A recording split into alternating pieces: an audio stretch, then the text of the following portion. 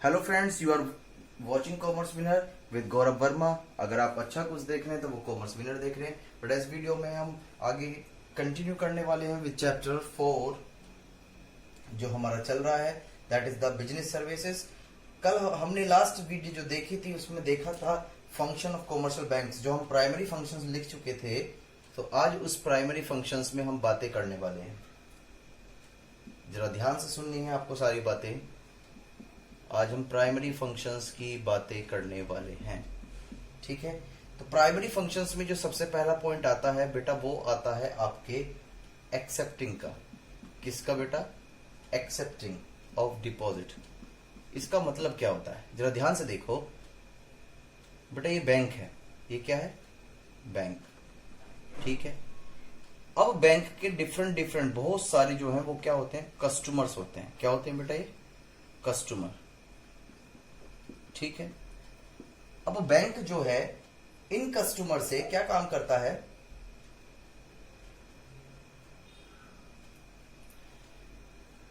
In customer को, ये customer bank में क्या करते हैं? डिपॉजिट करते हैं, ठीक है। और उन सबको डिपॉजिट को ये एक्सेप्टेंस देता कि हाँ आप आओ और हमारे बैंक में क्या करो? डिपॉजिट करो, ठीक है। और उस पर क्या देता है? इंटरेस्ट पेड करता है। क्या पेड करता है बेटा? इंटरेस्ट पेड, ठीक है। ये बात समझ में आती है। तो सर इनको क्या फायदा हुआ कस्टमर को? बेटा कस्टमर को क्या फायदा हुआ? ये प्राइमरी, ये फंक्शंस, ये बैंक के फंक्शन से क्या फायदा हुआ है यहां पर कस्टमर को? पहला बात कि जो बैंक में जो पैसा डिपॉजिट है वो सेफ है, ठीक है। दूसरी बात क्या है कि अगर इन्होंने पैसा इसमें डिपॉजिट किया है तो उस पर इंटरेस्ट भी मिल रहा है। अगर हम नॉर्मली अपने घर में ही अमाउंट रखते हैं तो क्या उस पर कोई इंटरेस्ट पे करता है? नहीं। तो बैंक में हमने डिपॉजिट किया, एक तो सेफ्टी रहती है और दूसरा पॉइंट क्या है कि हमें इंटरेस्ट मिलता है, ठीक है। तो सर बैंक को तो लॉस हो रहा है, एक तो आपका पैसे की सिक्योरिटी भी रख रहा है और ऊपर से आपको इंटरेस्ट दे रहा है, तो उसे तो लॉस हो गया। नहीं बेटा, ऐसा नहीं होता। जैसे सपोज करो उसने एक्सेप्ट करा और वो आपको 6% का इंटरेस्ट पेड कर रहा है पर एनम में, तो कहीं ये बिजनेसमैन जो होते हैं, क्या होते हैं बेटा? बिजनेसमैन। ये बिजनेसमैन है, ठीक है। इनको जब अमाउंट की जरूरत पड़ती थी बैंक से क्या लेते हैं? लोन लेते हैं। क्या लेते हैं बेटा? लोन। और जब ये लोन लेते हैं तो ये बैंक को क्या पे करते हैं? इंटरेस्ट। क्या पेड करते हैं? इंटरेस्ट। लेकिन ध्यान से, बैंक जो है इनसे हायर इंटरेस्ट रेट चार्ज करता है। क्यों? क्योंकि बात जब बड़ी है, लोन की अमाउंट बड़ी है, तो इंटरेस्ट भी बड़ा होगा। और वैसे भी वो बिजनेसमैन है, दैट इज सपोज करो 10%। कितना? 10%।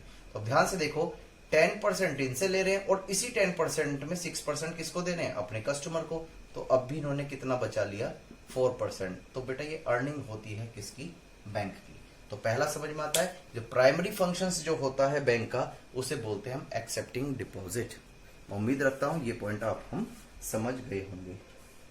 एक्सेप्ट करने का मतलब होता है स्वीकार करना। एक्सेप्ट और एक्सेप्टिंग करने का, एक्सेप्टिंग होता है और एक्सेप्ट का मतलब क्या? छोड़ देना। एक्सेप्टिंग करने का मतलब क्या? स्वीकार कर देना। क्लियर है ये पॉइंट? तो पहला पॉइंट आपका यहाँ पर मैं उम्मीद रखता हूं ये क्लियर हो गया, ठीक है। ये प्राइमरी जो सबसे पहला फंक्शन है हम उसकी बारे में बात कर रहे हैं। चलो बेटा फिर बात करते हैं हम किसकी? फिक्स डिपॉजिट की, जिसे हमारे मम्मी पापा जो हैं कि बोलते हैं कि हमने एफडी करा रखी है। क्या करा रखी है? एफडी, ठीक है। तो इसका मतलब क्या होता है बेटा? इसमें जो मनी जो डिपॉजिट करी जाती है, चलो फिर मैं एक बार फिर चित्रकला ये आपकी बना देता हूं। दिस इज बैंक, और बैंक के अंदर जो है हमने क्या करवा रखी है? एफडी करा रखी है। क्या करा रखी है? एफडी, ठीक है। चलो अब इसके बारे में जरा ध्यान से हम पढ़ लेते हैं थोड़ा सा। बेटा इसमें क्या होता है, जैसे ये कस्टमर है, ठीक है। तो ये जो कस्टमर जो है इसमें कुछ अमाउंट डिपॉजिट करते हैं किसी फिक्स पीरियड की वजह से। इसको इस वजह से हम टाइम डिपॉजिट बोलते हैं। क्या बोलते हैं बेटा? Time deposit. ये में भी जैसे 5 इयर्स की, 8 इयर्स की, एज द केस में भी, ठीक है। तो यानी कि बट जब कस्टमर ने ये अमाउंट डिपॉजिट कर रहे हैं, इसके अंदर एक फिक्स अमाउंट इसके अंदर डिपॉजिट करी जाती है। और इसमें बेनिफिट कस्टमर का क्या है कि कस्टमर को इस पर इंटरेस्ट रेट जो दिया जाता है वो as compare to saving account वो ज्यादा दिया जाता है। क्या दिया जाता है? ज्यादा दिया जाता है, ठीक है। ये बात समझ में आती है। यानी कि कस्टमर, अब इसमें आपने बैंक में डिपॉजिट किया और बैंक आपको क्या देगा, इंटरेस्ट देगा, और जो इंटरेस्ट होगा ना बेटा, जो इंटरेस्ट होगा वो हाई रेट होगा। क्या होगा, हाई रेट। जनरली क्या होगा, हाई रेट। ये जनरली बात कर रहा हूं, यानी कि नॉर्मली। क्लियर है बातें। तो इसमें एफडी का मतलब क्या होता है, एफडी का मतलब होता है कस्टमर जो है अपनी अमाउंट, फिक्स अमाउंट जो है किसी पर्टिकुलर फिक्स टाइम के लिए बैंक में डिपॉजिट करता है और बैंक उस पर हायर इंटरेस्ट रेट चार्ज करता है। और ये ज्यादातर जैसे 5 साल 8 साल की होती है, ठीक है। ये ज्यादातर किस वजह से कराए जाते हैं, पेरेंट्स जैसे लड़कियों की शादी करनी है या पढ़ाई का पैसा कराते हैं, पेरेंट्स से भी सुना हो कि बेटा एफडी तोड़वा ली, बोलते हैं ना, तो वो टाइम पीरियड से पहले ब्रेक करा लेते हैं, उसमें लॉस हो जाता है। लेकिन अगर time period, maturity period complete हो जाता है तो ये बेनिफिशियल होता है कस्टमर के लिए। तो ये बात समझ में आती है।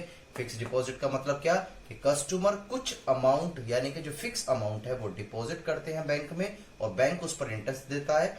इंटरेस्ट जो रेट होता है वो जनरली हाई होता है और ये जो अमाउंट डिपॉजिट करते हैं ये लॉन्ग पीरियड के लिए होती है, यानी कि एक स्पेसिफाइड टाइम पीरियड होता है। क्लियर है। तो उसको बोलते हैं टाइम डिपॉजिट और साथ में आपके फिक्स डिपॉजिट भी। क्लियर हो गई बातें। चलो अच्छी बात है, फिर आगे की तरफ बढ़ते हैं। ये प्राइमरी फंक्शन ही पढ़ रहे हैं हम। देन इसके बाद आता है बेटा करंट डिपॉजिट अकाउंट। कौन सा, करंट डिपॉजिट अकाउंट, ठीक है। अब इसके अंदर क्या होता है बेटा, सबसे पहली बात, अब तक तो हम कस्टमर की बात कर रहे थे जैसे नॉर्मली आदमी होते हैं, ठीक है। अब ये क्या हुआ है, सब बैंक के अंदर ही, क्योंकि बैंक के फंक्शन पढ़ रहे हैं, लेकिन ये जो है ये नॉर्मल कस्टमर नहीं है, ये सेविंग अकाउंट वाला इंसान नहीं है। ये बेटा ये कौन सा अकाउंट है, ये बिजनेसमैन है। कौन है ये बेटा, बिजनेसमैन है। सर मतलब ऐसा क्यों किया, अभी बता रहा हूं। ये बिजनेसमैन, ठीक है, यानी कि एक कॉमन कंसेप्ट निकल जाता है कि अगर करंट डिपॉजिट अकाउंट ओपन करवाना है तो सबसे पहले आपको बिजनेसमैन होना चाहिए, यानी कि बिजनेसमैन के लिए ये फैसिलिटी दी जाती है और बिजनेसमैन ही इस अकाउंट्स को ओपन करा सकता है, ठीक है। ये बात समझ में आती है, वेरी गुड। और सबसे अच्छी बात होती है इसमें करंट लिखा हुआ है। करंट का मतलब बेटा क्या, कि इसमें बिजनेसमैन जब मर्जी चाहे तब पैसा डिपॉजिट करा सकता है और जब मर्जी वो पैसा क्या कर सकता है, विड्रॉ कर सकता है, जब उसे पैसे की जरूरत हो या जब उसकी इच्छा हो। ये बात समझ में आती है। इस वजह से हम इसे डिमांड डिपॉजिट के नाम से भी जानते हैं। किस नाम से जानते हैं, डिमांड डिपॉजिट। डिमांड डिपॉजिट का मतलब क्या, कि इसकी मर्जी है, जब इसको सही लगेगा तब ये जमा कर देगा, तब पैसा, इसे पैसा विड्रॉ करना होगा तब ये पैसा विड्रॉ कर लेगा। क्लियर है बातें। चलो वेरी गुड। और इसके जो बेटा जो इसकी विड्रॉज वगैरह जो होती हैं, ऐसा नहीं कि कैश डिपॉजिट, कैश तो डिपॉजिट तो कर सकता है, लेकिन जो ज्यादातर विड्रॉ करेगा वो बेटा किसके थ्रू करा जाएगा, चेक के थ्रू। किसके थ्रू, चेक के थ्रू। ऐसी नहीं कि कैश निकाल लेगा, ज्यादातर किसके थ्रू होगा बेटा, यहाँ पर विड्रॉ चेक के थ्रू हो जाएगा, ठीक है।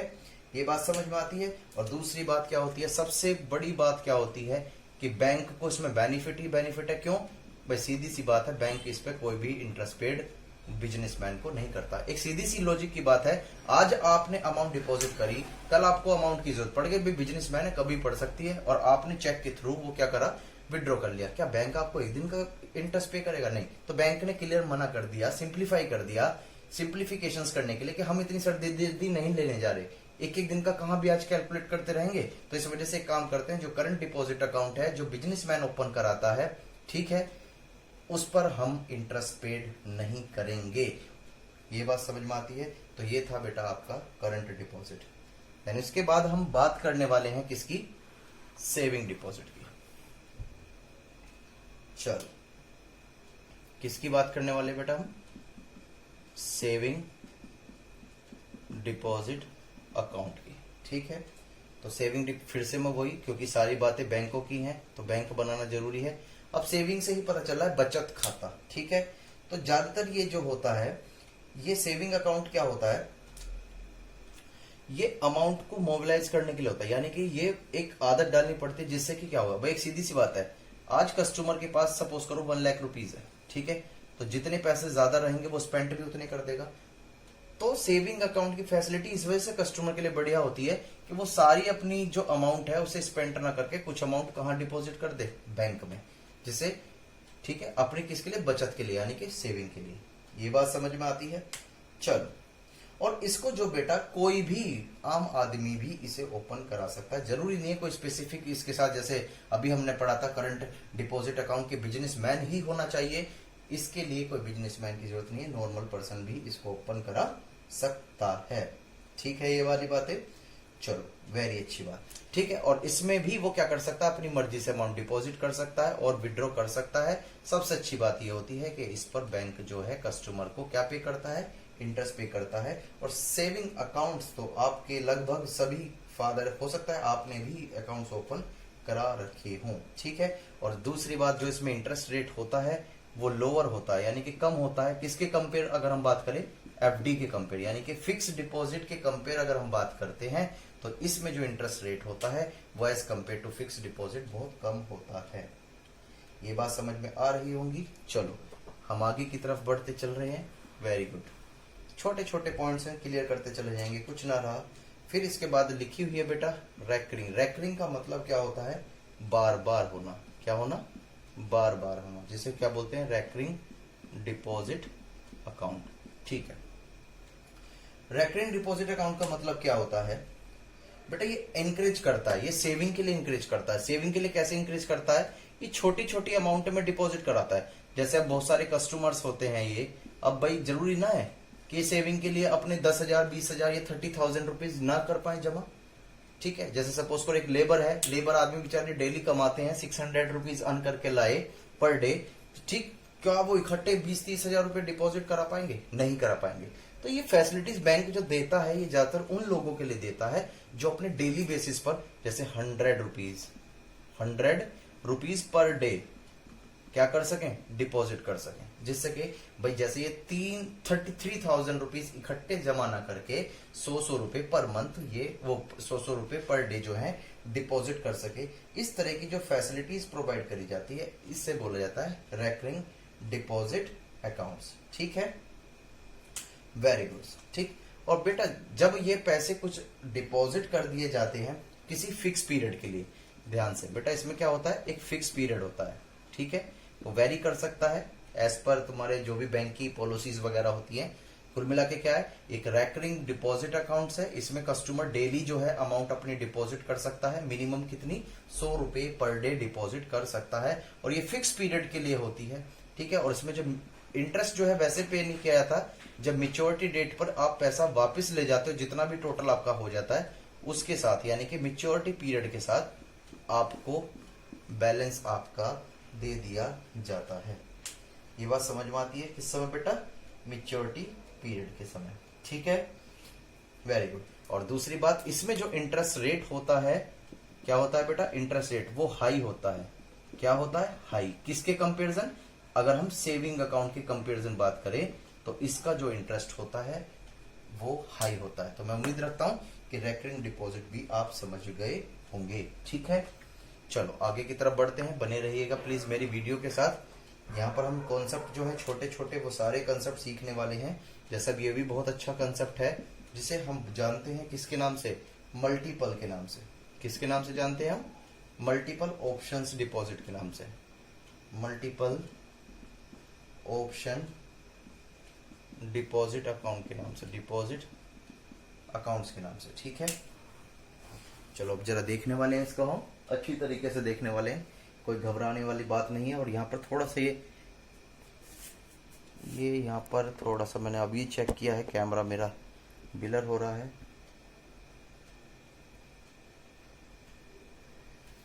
एंड सॉरी फॉर दैट, अगर आप कोई मिस्टेक हो रही है वीडियो में, स्टार्टिंग में मैंने ध्यान नहीं दिया, बट कोई बात नहीं, आप सुनाई तो अच्छी तरीके से दे रहा ही होगा।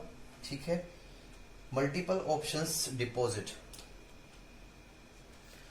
Multiple options deposit.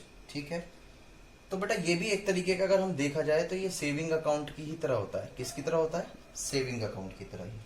ठीक है, कोई दिक्कत नहीं है।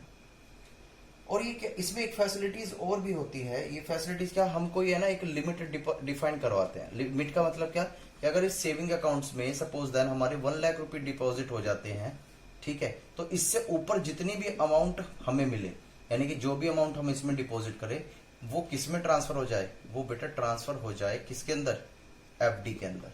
किसके अंदर, एफडी के अंदर। ये बात समझ में आ सकती है, वेरी गुड, बहुत अच्छी बात है। और अगर हम चाहें तो अपने एफडी से सेविंग अकाउंट में ट्रांसफर करा सकते हैं, वेरी गुड, ये भी बहुत अच्छी बात है, समझ में आ रही है। कि बहुत तरह की डिफरेंट तरीके की ये आपको फैसिलिटीज प्रोवाइड करता है, इस वजह से ही इसका नाम क्या रखा गया, मल्टीपल ऑप्शंस डिपॉजिट अकाउंट्स। ठीक है, आप देखो इसमें सेविंग का काम भी कर रहे हो, करंट अकाउंट का भी काम हो जाएगा, इसमें ही ट्रांसफर एफडी का भी काम हो जाता है। तो ये मल्टीपल्स ऑप्शंस आपको प्रोवाइड करता है, अपॉर्चुनिटीज देता है, जिसकी वजह से हम इसे मल्टीपल ऑप्शन डिपॉजिट बोलते हैं। क्लियर होगी बातें, चलो वेरी गुड, बहुत अच्छी बात है। फिर इसके बाद हम देखते हैं यहाँ पर टर्म लोन। क्या देखते हैं बेटा, टर्म लोन। सर ये क्या होता है बेटा, नाम से ही पता चला, टर्म्स एंड कंडीशंस लिखी हुई होती हैं। तो क्या सर इसमें कोई शर्तें होती होंगी, नहीं बेटा, ध्यान से, कोई बात नहीं, अभी देख लेते हैं। फिर से हम वही वाली बात करते हैं। यहाँ बैंक हमने प्रिपेयर किया, और ये क्या है बेटा, कस्टमर है। ये कौन है, कस्टमर। ठीक, अब ये जो कस्टमर है, क्वेश्चन क्या कहता है कि टर्म लोन जो है ये एक लोन जो प्रोवाइड करता है, कौन करता है, बैंक प्रोवाइड करता है, किसको, अपने कस्टमर को, किसी फिक्स पीरियड के लिए। ये पीरियड जो होगा बेटा वो क्या होगा, फिक्स पीरियड होगा। कौन सा पीरियड होगा, फिक्स पीरियड। ये बात समझ में आती है, वेरी गुड, बहुत अच्छी बात है। चलो, और ध्यान से, ये किस चीज के लिए करता है, ये टर्म्स लोन जो प्रोवाइड किया जाता है, ज्यादातर प्रोवाइड किया जाता है जब कस्टमर्स जो है क्या क्या चीज परचेज करना चाह रहा हो, जैसे मशीनरी लेना चाह रहा हो, क्या लेना चाह रहा हो, मशीनरी। इसके पास पैसा नहीं है कस्टमर के, तो वो क्या करेगा, बैंक से लोन लेगा फिक्स पीरियड के लिए, तो उसे बोलते हैं हम क्या, टर्म लोन। ठीक, स्कूटर लेना चाह रहा हो, ठीक है, या हाउस लेना चाह रहा हो अपना, तो इस चीजों को परचेज करने के लिए वो बैंक से जो लोन लेता है उसे टर्म लोन बोलते हैं। और इसकी मंथली, या तो ये ईएमआई बांध सकता है, यानी कि मंथली इंस्टॉलमेंट, क्वार्टरली या एनुअली या half yearly, as the case में भी वो as per the choice of customer है। ठीक है, या अपनी बैंक की जो पॉलिसीज हैं जैसी वो फॉलो करते हैं, या जैसे वो गाइडेंस उन्होंने प्रिपेयर कर रखे हैं उसके हिसाब से काम करते हैं। क्लियर है ये बातें, वेरी गुड, बहुत अच्छी बात है। आगे हम बढ़ते चलेंगे, रुकना हमारा काम नहीं है। फिर मैं आपको बताता हूँ बैंक ओवरड्राफ्ट। बेटा बैंक ओवरड्राफ्ट भी मैंने आपको वैसे बता दिया है, पर फिर भी इसमें जिक्र आया है तो मैं इसको बता देता हूँ।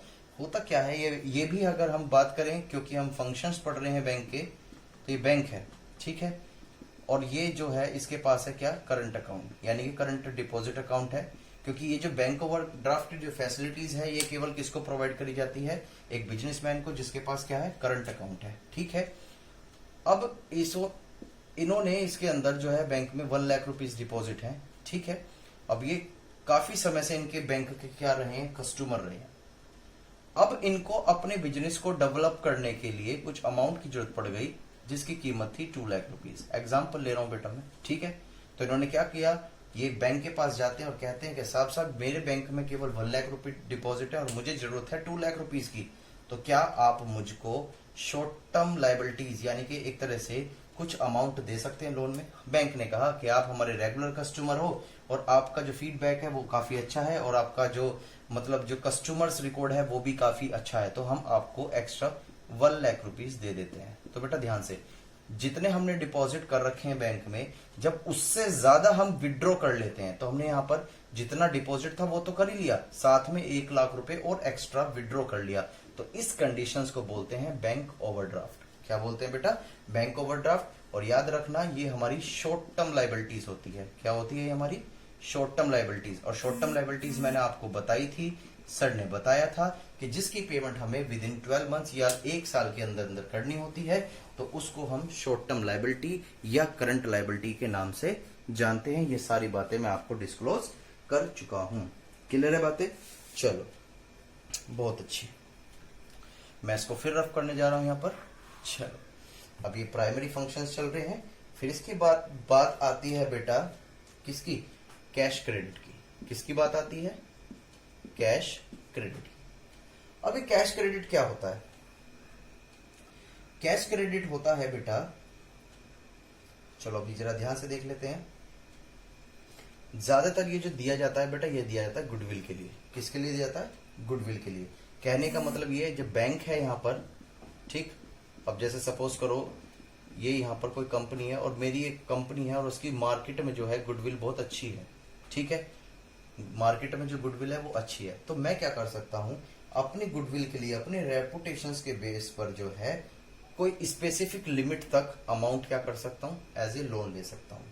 क्या कर सकता हूँ बेटा, एज ए लोन ले सकता हूँ, वो भी कितना, जितनी भी स्पेसिफाइड लिमिट बैंक ने डिसाइड कर रखी है, और ये डिसाइडेड की जाती है as per your market value, यानी कि मार्केट वैल्यू में अगर आपकी लिमिट अच्छी है तो आपको सही तरीके से सही लोन मिल जाएगा, अगर आपकी मार्केट वैल्यू अच्छी नहीं है तो आपको सही तरीके से लोन प्रोवाइड नहीं किया जाएगा। इसे बोलते हैं हम क्या, कैश क्रेडिट। क्या बोलते हैं बेटा, कैश क्रेडिट। क्लियर। फिर आता है discounting of bill of exchange. अब जरा ध्यान से सुनना है इसकी बातों को। Discounting bill of exchange, discounting bill of exchange, जरा से ध्यान से सुने। ये बेटा एक क्या है, बैंक है, ये क्या है, बैंक।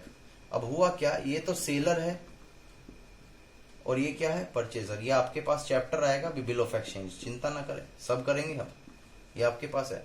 इन्होंने इनको गुड सोल्ड किया, लेकिन इन्हें क्या देना था, कैश देना था, लेकिन इनके पास कैश नहीं था, तो इन्होंने कहा कि साहब साहब बिल लिख दो। इन्होंने एक बिल लिखा जो इनके लिए कहलाया जाएगा BR, यानी कि बिल रिसीवर, और इन्होंने एक्सेप्ट करके वो बिल किसे दे दिया, इसको, इसके लिए कहा जाएगा वो BP, यानी कि बिल पेपर। अब इसमें लिखा हुआ है क्या कि 2 मंथ्स के बाद ये जो है परचेजर को मान लेते हैं मिस्टर A, और ये हो जाएगा तुम्हारा मिस्टर B, ठीक है। मिस्टर ए ने प्रॉमिस किया, यानी कि एक्सेप्टेंस दे दी अपनी, कि मैं 2 महीने के बाद, यानी कि 2 महीने में आपकी पेमेंट वापस कर दूंगा, यानी कि आपको पेमेंट कर दूंगा, ठीक है, कोई दिक्कत नहीं। अब हुआ क्या, बी को जो है अमाउंट की जरूरत पड़ गई, तो क्या बी इसके पास जा सकता है, नहीं। ये तो सीधा कह देगा साहब देखो बिल रिसीवर में लिखा हुआ है, आपने मुझे 2 महीने का टाइम दिया है, मेरे पास पैसा नहीं है, मैं आपको पे नहीं कर सकता। लेकिन इसको बहुत ज्यादा जरूरत है, तो ये जाता है किसके पास, बैंक के पास। किसके पास, बैंक के पास। और बैंक से कहता है क्या कि साहब मेरे पास 10,000 रुपीज के बिल है। वो कह लगे ठीक है, तो ये बिल प्लीज आप ले लो और मिच्योर, ठीक है। तो इन्होंने, बैंक वालों ने 10,000 के बिल रख लिए, लेकिन इनको केवल कितने रुपए दिए, 9,000। क्यों, ऐसा क्यों किया बेटा, इन्हें भी तो कमाई करनी है ना। जीवन में कुछ भी चीज मुफ्त में नहीं मिलती, क्विड प्रो क्यो, यानी कि कुछ ना कुछ वैल्यू जरूर होती है कोई ना कोई काम की।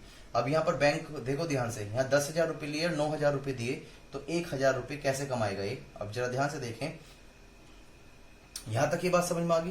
तो ये जो फैसिलिटीज दी जा रही है सेलर्स को, ये भी क्या है, आपका एक प्राइमरी फंक्शन है जो बैंक के द्वारा दिया जाता है अपने कस्टमर को। अब मेच्योरिटी डेट पर, जब मेच्योरिटी 2 महीने कंप्लीट हो जाएंगे, तो सेलर नहीं जाएगा परचेजर के पास, अब बैंक जाएगा किसके पास, परचेजर के पास, और परचेजर से वो क्या लेके आएगा, अमाउंट लेके आएगा। और जैसे ही उसने अमाउंट दे दी तो अच्छी बात है, तो अच्छी बात है, ये बात समझ में आती है। अगर नहीं दी है तो बेटा फिर इसकी रिस्पॉन्सिबिलिटी, लायबिलिटी बन जाती है कि वो ये अमाउंट किसको दे, बैंक को दे, चाहे कैसे भी दे। क्लियर है, ये सारी बातें बिल ऑफ एक्सचेंज में समझेंगे, लेकिन मैंने डिस्काउंटिंग बिल ऑफ एक्सचेंज का ये प्रोसेस यहां तक था। जय 9,000 रुपीज रिसीव कर रहा है। क्लियर है बातें, वेरी गुड। उम्मीद रखता हूं कि आपको समझ में आ रहा होगा, ठीक है बेटा। देन इसके बाद हम सीखते हैं कुछ और नया। क्या सीख लें, यस सर प्लीज कराओ ना, प्लीज कराओ, ठीक है बेटा मैं करा देता हूं, टेंशन न लो, बिल्कुल भी टेंशन नहीं लेनी। सेकेंडरी फंक्शंस देखते हैं। क्या देखते हैं बेटा, सेकेंडरी फंक्शन। ओहो, ये सेकेंडरी फंक्शंस क्या है सर, बेटा ये सेकेंडरी फंक्शन है इसका। जैसे पहला क्या है आपका, एजेंट फंक्शन, ठीक है। अब जो भी काम करेगा वो एजेंट करेगा। कौन करेगा, एजेंट, ठीक है। An agent of its customer a commercial bank provide the following services, यानी कि एक एजेंट जो होता है, यानी कि जो बिचौलिया होता है, ठीक है, किसका, अपने इट्स कस्टमर कॉमर्शियल बैंक का, वो क्या क्या फैसिलिटीज करता है, वो कलेक्ट करके लाता है जितने बिल ऑफ एक्सचेंज होते हैं। क्या कलेक्ट कर लाता है, बिल्स ऑफ एक्सचेंज।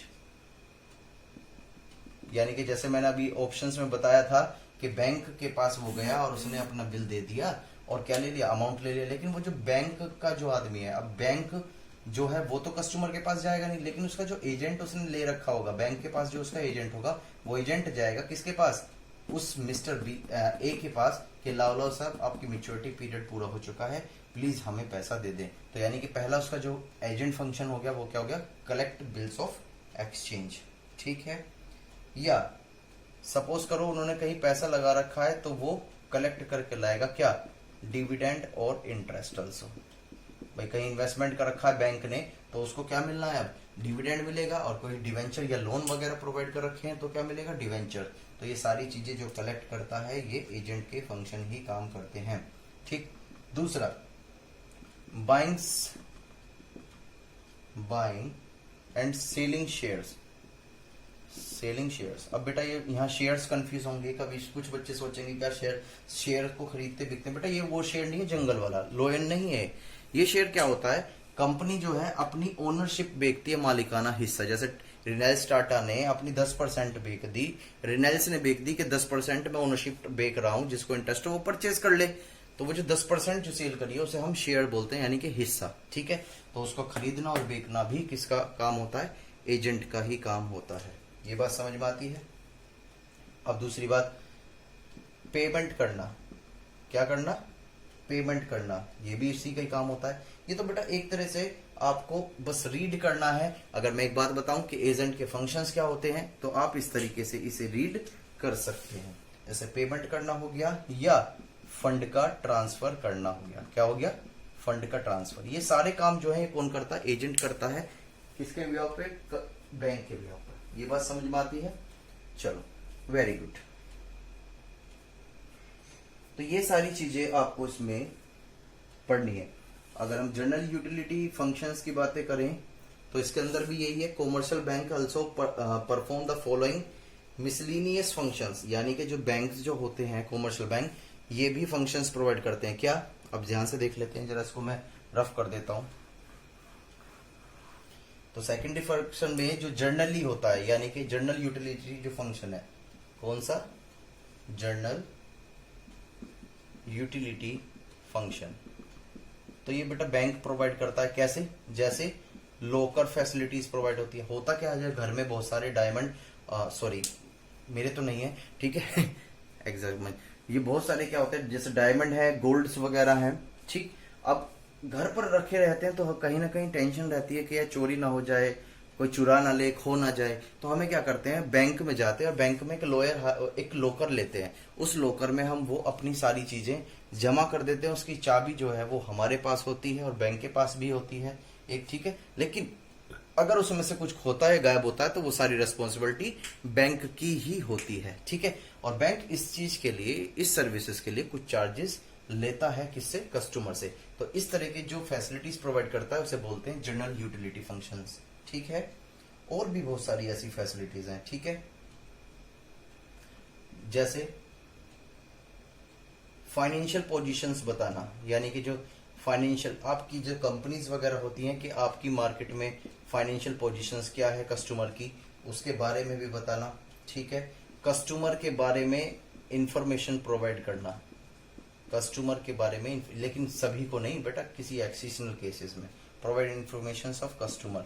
ठीक है, ऐसा नहीं है कि किसी को भी आए उसे बता दें। ठीक है, ये बात समझ में आती है। Supplies various type of trade information useful customer, यानी कि अब होता क्या है, जैसे आप जब सीखोगे, आप ट्रेडिंग कर रहे हो, किसी कंपनी के शेयर्स वगैरह परचेस करते हो, तो ये आपको ट्रेड कराना भी बताएगा, यानी कि ट्रेडिंग कराना भी, यानी कि कौन सी कंपनी के शेयर्स खरीदें, कौन सी कंपनी के शेयर्स ना खरीदें। तो इस टाइप के जो फंक्शंस ये प्रोवाइड करता है, इसको बोलते हैं बेटा क्या, जनरल यूटिलिटी। ठीक, और भी देख लेते हैं, और भी क्या है, अंडर राइटर। ये क्या लिख रहा हो बेटा, under writing issues. Under writing issues का मतलब क्या होता है, जैसे ये कंपनी है, ठीक है, और ये क्या है, एजेंट है। तो कंपनी अपने शेयर्स इसे इश्यू कराती है और इसमें बदले में एक सिग्नेचर करा लेती है, एक एग्रीमेंट पर, एक एग्रीमेंट पर सिग्नेचर करा लेती है। वो एग्रीमेंट क्या होता है कि अगर आपने सारे शेयर्स बिक गए तो हम आपको उस पर कमीशन दे देंगे, अगर नहीं बिके, जितने बिक गए उस पर हम आपको कमीशन दे देंगे, इंटरेस्ट कमीशन दे देंगे, और जो बच जाता है वो आप परचेज कर लेना। ठीक है, फिर वो आप बिक देना। तो ऐसा एक एग्रीमेंट बनाया जाता है जिसे बोलते हैं अंडर राइटिंग इशू। क्या बोलते हैं बेटा, अंडर राइटिंग इशू। क्लियर होती है। और साथ में एक फैसिलिटीज और भी प्रोवाइड करते हैं, जैसे सपोज करो आप फ्यूचर में कोई भी बड़े अधिकारी या कुछ भी बन गए और आप विदेश से आए, तो आपके पास फॉरेन करेंसी होगी, तो उस फॉरेन करेंसी को भी आप एक्सचेंज करा सकते हो। क्या करा सकते हो? फॉरेन करेंसी को एक्सचेंज करा सकते हो। ये बात समझ में आती है? एक्सचेंज का मतलब क्या, कि उसे कन्वर्ट करा सकते हो। जैसे डॉलर्स चलता है, तो आपके पास डॉलर है तो उसे इंडियन रुपीज में कन्वर्ट कराना है, तो बैंक में डिपॉजिट करो और उसे कन्वर्ट कर लो। जो भी उनकी फॉर्मेलिटीज होंगी उनको वो पूरी कर लेगा और आपकी जो रिक्वायरमेंट है उनको कंप्लीट कर दी जाएगी। तो बेटा यहाँ पर हमने बहुत सारी बातें सीखी आज, प्राइमरी फंक्शंस भी और सेकेंडरी भी सीखा है। फिर मिलते हैं नेक्स्ट वीडियो में नए टॉपिक के साथ, तब तक के लिए bye bye and thank you.